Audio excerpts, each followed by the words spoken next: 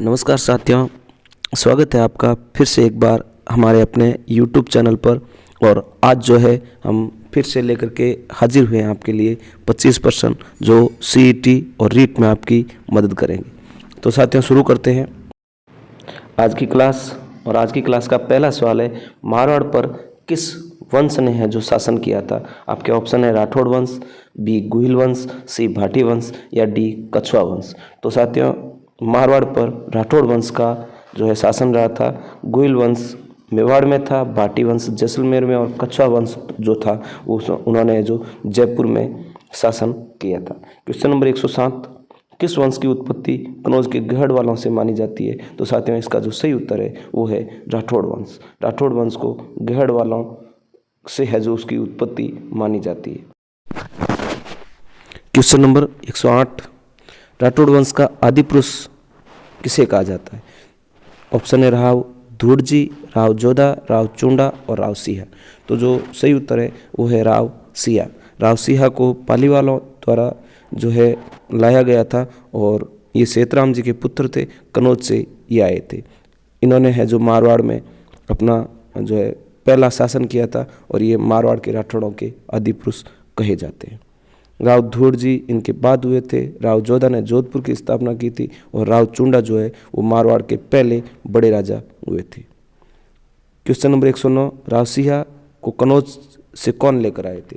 तो इसका जो सही उत्तर है वो है पालीवाल ब्राह्मण। पालीवाल ब्राह्मण व्यापार करते थे और उनको जो है डाकुओं से बचाने के लिए उन्हें एक राजा की आवश्यकता थी, इसीलिए जो है इन्होंने कन्नौज से आते हुए सेतराम जी के पुत्र राव सिंहा को अपना राजा घोषित करके लेके आए थे। क्वेश्चन नंबर 110, राव सिंहा ने अपनी राजधानी बनाया था। तो राव सिंहा ने खेड़ बाड़मेर को अपनी राजधानी बनाया था और इनकी जो छतरी थी वो थी बिट्ठू पाली में। चलिए आगे चलते हैं। क्वेश्चन नंबर 111, राव सिंहा के पिताजी का क्या नाम था। तो राव सिंहा के पिताजी का नाम था राव सेतराम, जो कि कन्नौज के राजा थे। क्वेश्चन नंबर 112, जंगल बुक किताब किसके द्वारा लिखी गई थी। तो जंगल बुक जो किताब है वो लुडियार्ड किपलिंग जो जोधपुर के पॉलिटिकल एजेंट थे उनके द्वारा लिखी गई थी। क्वेश्चन नंबर 113, मारवाड़ के किस वंश को राष्ट्रकूट कहा जाता है। तो जो है मारवाड़ के जो राठौड़ थे उनकी जो उत्पत्ति है कुछ इतिहासकार दक्षिण से आए हुए राष्ट्रकूटों के रूप में करते हैं, इसीलिए राठौड़ों को राष्ट्रकूट भी कहा जाता है। क्वेश्चन नंबर 114, राठौड़ वंश की कुल देवी। तो राठौड़ वंश की जो कुल देवी है वो है स्वांग्या माता। राठौड़ जो बीकानेर के राठौड़ वंश है उनकी इष्ट देवी करणी माता भी कही जाती है। इनके अलावा स्वांग्या माता जो है वो भाटी वंश की कुल देवी है और आशापुरा माता चौहान वंश की कुल देवी। क्वेश्चन नंबर 115, कर्नाटक से नागनेच्या माता की मूर्ति मारवाड़ कौन लेकर के आए थे। तो जो राव धूड़ जी हुए थे वो कर्नाटक से है जो नागनेची माता की मूर्ति लेकर के आए थे। चलिए क्वेश्चन नंबर 116, राव धूड़ जी लोक देवता पाबू जी के रिश्ते में क्या लगते थे। तो राव धूड़ जी जो है वो पाबू जी के ताऊ जी लगते थे। राव धूड़ जी के छोटे भाई दांदल जी के पुत्र थे पाबू जी राठौड़, जो लोक देवता के रूप में राजस्थान में पूजे गए थे। क्वेश्चन नंबर 117, राव मल्लीनाथ ने अपनी राजधानी किसे बनाया था।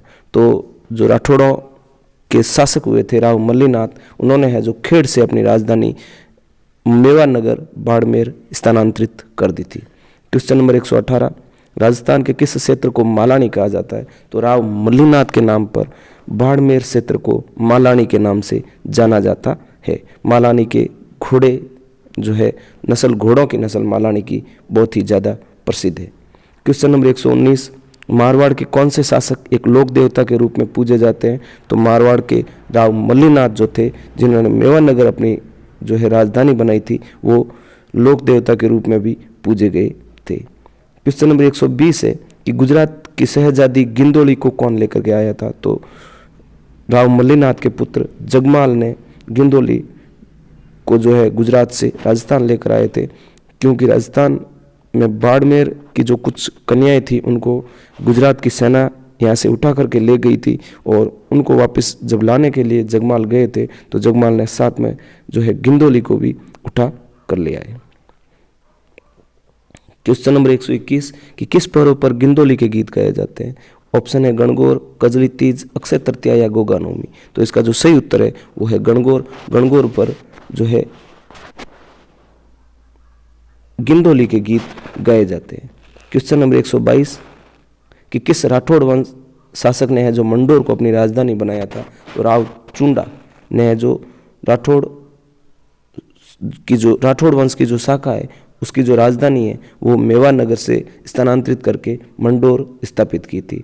राव जोधा ने जोधपुर की स्थापना की थी। राव रणमल जो कि जोधा के पिता और राव चुंडा के पुत्र थे। राव सूजा जो है वो राव जोधा के पुत्र थे। क्वेश्चन नंबर 123 कि किस राजवंश ने चुंडा को मंडोर दहेज में दी थी। तो जो इंदा प्रत्यार थे उन्होंने है जो राव चुंडा को मंडोर दहेज में दी थी। क्वेश्चन नंबर 124 कि राव जोधा ने मेवाड़ से भागकर कहाँ पर शरण ली थी। तो राव जोधा जब रणमल की मेवाड़ में हत्या हो गई थी उस समय जब राव जोधा को मारने की तैयारी चल रही थी तो जो राव जोधा है वो वहाँ से भाग करके सीधे के सीधे बीकानेर चले गए और बीकानेर में एक गांव है कहूनी, वहाँ पर आकर के उन्होंने जो शरण ली थी। क्वेश्चन नंबर 125 राव जोधा को किस संधि के बाद मंडोर पुनः प्राप्त हुआ। तो आवड़ बावड़ की संधि के बाद राव जोधा ने पुनः मंडोर पर अधिकार किया था। जोधपुर की स्थापना किस वर्ष में की गई थी। तो जोधपुर की स्थापना 1459 ईस्वी में की गई थी। इसके अलावा जो ऑप्शन है 1559 में उदयपुर की स्थापना हुई थी, 1488 में जो है बीकानेर की स्थापना हुई थी और 1156 में जैसलमेर की स्थापना की गई थी। क्वेश्चन नंबर 127 मेहरानगढ़ का दुर्ग जो है उसका निर्माण किस राठौड़ राजा ने करवाया था। तो राव जोधा ने है जो मेहरानगढ़ का निर्माण करवाया था। क्वेश्चन नंबर 128 मेहरानगढ़ की नींव किसके द्वारा रखी गई थी। तो मेहरानगढ़ की नींव जो है राव जोधा के पिता राव रणमल की धर्म बहन करणी माता के द्वारा रखी गई थी। क्वेश्चन नंबर 129 है जो कमध्वज की उपाधि किस वंश को दी गई थी। तो मारवाड़ के राठौड़ों को कमध्वज कहा जाता था। भाटी वंश को यदुपति और सिसोदिया वंश को गुहिल कहा जाता था। क्वेश्चन नंबर 130 निम्न में से जोधपुर किले का नाम नहीं है। तो मेहरानगढ़, मिहिरानगढ़ और जो मयूर ध्वजगढ़ है वो जोधपुर के नाम है, लेकिन जो सोनारगढ़ है वो जैसलमेर किले का नाम है। तो साथियों आज की जो क्लास है वो यहीं पर समाप्त करते हैं। अगर आपको क्लास में कुछ भी अच्छा लगा है तो प्लीज़ लाइक, कमेंट और शेयर ज़रूर कीजिए।